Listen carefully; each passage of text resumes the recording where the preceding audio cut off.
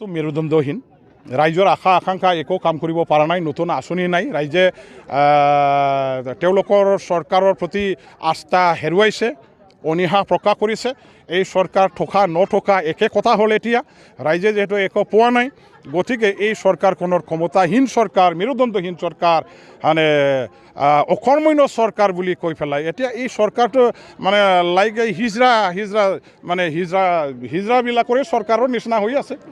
হা এইটো মানে হিজৰংকা চৰকাৰ হয় ভাই হা এইটোতো হৈ আছে ইয়াত আৰু কি অসুবিধা আছে কাম কৰি দেখুৱাই দিয়ক দম আছেতো দি দেখুৱাই দিয়ক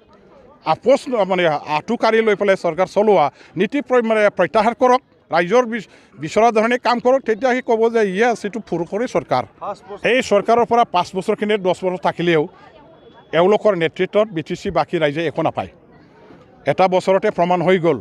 হা গতিকে আৰু 4 বছৰ বাকী আছে 4 বছৰতো একো নাপায় আমাৰ যিবিলাক ৰাইজ আছে তেওঁলোকে কাম কৰাৰ পাছত যিখিনি বিল পাব লগা আছে সেইখিনি বিলো আজিলৈকে তেওঁলোকে ইলেকশ্যনৰ আগে আগে দিয়া হ'ব বুলি প্ৰতিশ্ৰুতি প্ৰদান কৰিছিলে কিন্তু কোনো আজি বিল পাব লগা ঠিকাদাৰসকলকো বিল দিয়া নাই ৰাইজৰ কাৰণে যিবিলাক আঁচনি তেওঁলোকে কৰ্মীসকলৰ কাৰণে যিখিনি আঁচনি প্ৰস্তুত কৰি দিব পাৰিব লাগিছিল সেইখিনি দিব পৰা নাই একো উন্নতিৰ কাম কৰিব পৰা নাই গতিকে এই চৰকাৰৰ পৰা আমি কি আশা কৰিব পাৰোঁ এই চৰকাৰে ৰাইজৰ কাৰণে একো কাম কৰিব পৰা চৰকাৰ নহয় অকৰ্মণ্য চৰকাৰ হিজৰাবিলাকৰ চৰকাৰ আৰু ইয়াত থাকি একো লাভ নাই এই ৰাইজে অপৰাব লাগে তেওঁলোকে পালন কৰিবৰ কাৰণে যোজনা চলাইছে তেখেতসকলৰ কথা আমি কিন্তু আমাৰ BPF দলে ইতিমধ্যে সিদ্ধান্ত লৈছোঁ যে 10 তাৰিখ ফেব্ৰুৱাৰীত আমি ঐতিহাসিক BTC চুক্তি স্বাক্ষৰ কৰা এই দিনটো জৰা আমি পালন কৰিম প্ৰত্যেক আমাৰ জিলাবিলাকত আমাৰ পাৰ্টিৰ পৰা আমি ধুমধামে এই মানে একৰ্ড ডেটো আমি চেলিব্ৰেট কৰিম শত্ৰুতা বুলি আমি ক'লে সেইটো ঠিক নহ'ব ৰাজনীতিত সদায় শাসকীয় দল এটা থাকে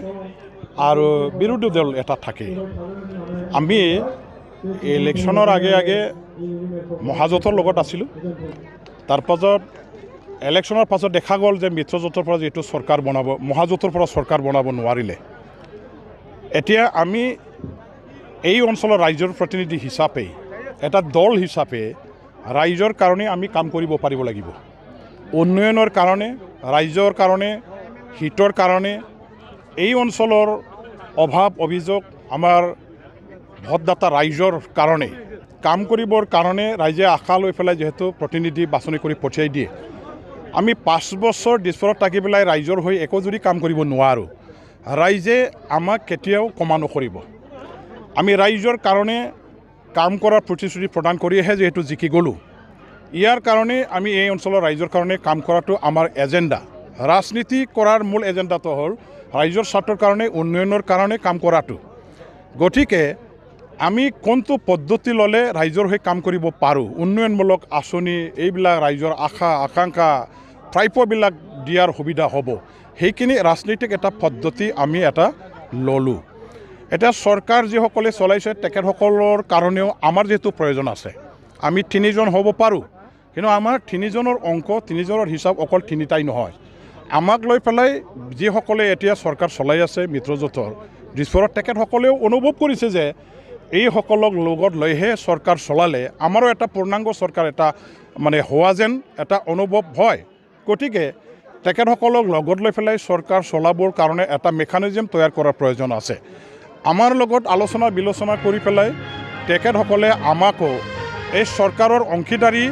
এটা MLA বিধায়িনী দল হিচাপে তেওঁলোকে আমাক গ্ৰহণ কৰিছে এতিয়া এইটো হ'ল আমাৰ বিধানসভাৰ মৰ্যাদাহে মাত্ৰ বিধানসভাৰ মৰ্যাদাহে মাত্ৰ হ'ব আমাৰ বুজাবুজি আৰু বিধানসভাৰ বাহিৰত অৰ্থাৎ ৰাইজৰ মাজত যিটো আমাৰ যিটো কি আছে তাত আমাৰ কিন্তু একো আণ্ডাৰষ্টেণ্ডিং নাই তেনেকুৱা আমাৰ এলায়েন্সো নাই অকল চৰকাৰৰ কাম কাজ কৰাৰ বেলিকাত আৰু এই হিচাপে চৰকাৰে আমাৰ অঞ্চলৰ কাৰণে যিখিনি মানে ৰাইজৰ হৈ কাম কৰিব লাগে আমাৰ থ্ৰুৱেদি কাম কৰাৰ কাৰণে এটা মেকানিজম আমি তৈয়াৰ কৰি পেলাই এই বুজাপৰাত সোমাইছোঁ ইয়াত পলিটিকেল পাৰ্টি লাইনৰ আণ্ডাৰষ্টেণ্ডিং বা বুজাপৰা নহয় এলায়েন্স নহয় এইটো কোৱা হৈছে ফ্ল'ৰ কোঅৰ্ডিনেশ্যন আমাৰ বিধায়িনী দলে 3টা দলৰ বিধায়িনী দল তেওঁলোকৰ আছে সেই দলৰ এটা অংশীদাৰী বিধায়িনী গোটৰ দল হিচাপে আমি সোমালোঁ এতিয়া সেই আমাৰ বিধায়িনী দলৰ মঞ্চখনত আমাৰ BPF দলৰ যিবিলাক এজেণ্ডা আছে ৰাইজৰ স্বাৰ্থত BTCৰ স্বাৰ্থত যিখিনি আমাৰ ক'ব লগা আছে যুক্তি ইছ্যুবিলাক আমি ভালকৈ এটা উত্থাপন কৰিব পাৰিম আমাৰো এটা স্থান আমি এই মঞ্চখনত দখল কৰিব পাৰিম এইটো এটা ৰাজনৈতিক কৌশল হিচাপে আমি টেকটিকেল এটা ফ্ল'ৰ কোঅৰ্ডিনেশ্যনত পলিটিকেল আণ্ডাৰষ্টেণ্ডিং নতুনকৈ মেকানিজম উলিয়াই সেই আণ্ডাৰষ্টেণ্ডিঙত আমি সোমাইছোঁ ৰাজ্যসভাৰ নাই সেইটো BTC অঞ্চলৰ ৰাইজৰ চবৰে আশা কাৰণ এতিয়া সংসদত আমাৰ BTC অঞ্চলৰ আমাৰ যিবিলাক প্ৰশ্ন যিবিলাক অভাৱ অভিযোগ যিবিলাক সমস্যা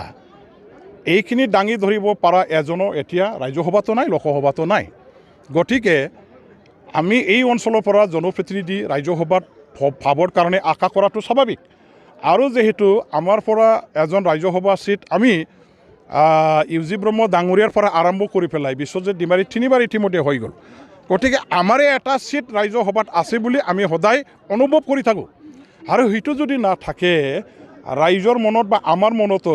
আমি কিবা এটা মানে আমাৰ পৰা কিবা এটা ক্ষতি হ'ল নেকি এই অনুভৱটো নিশ্চয় থাকিব যাৰ কাৰণে BTC অঞ্চলৰ মানে ৰাইজে BTC অঞ্চলৰ পৰা এজন বা বড়ো মানুহৰ পৰা এজন MP ৰাজ্যসভাৰ কাৰণে যদি অসম চৰকাৰে বৰ্তমান মিত্ৰজোঁটৰ আমাৰ মানে মুৰব্বী চিফ মিনিষ্টাৰ মাননীয় আমাৰ হিমন্ত বিশ্ব শৰ্মা ডাঙৰীয়া দেৱে যদি কনচিডাৰ কৰে তেখেতে যদি ভল ভিত্তিত ৰাজনীতিটো যদি সবকে সাঙুৰি লৈ পেলাই লৈ যোৱাৰ প্ৰয়োজন আছে বুলি যদি ভাবে নিশ্চয় তেখেতে এই কথাটো চিন্তা চৰ্চা কৰিব ইয়াৰ কাৰণে এটা চিন্তা চৰ্চা কৰাৰ এটা সুযোগ হিচাপে বিষয়বস্তু হিচাপে আজি ৰাইজৰ মাজত এইবিলাক প্ৰশ্ন আৰম্ভ হৈছে নিশ্চয় তেখেতে চিন্তা চৰ্চা কৰিব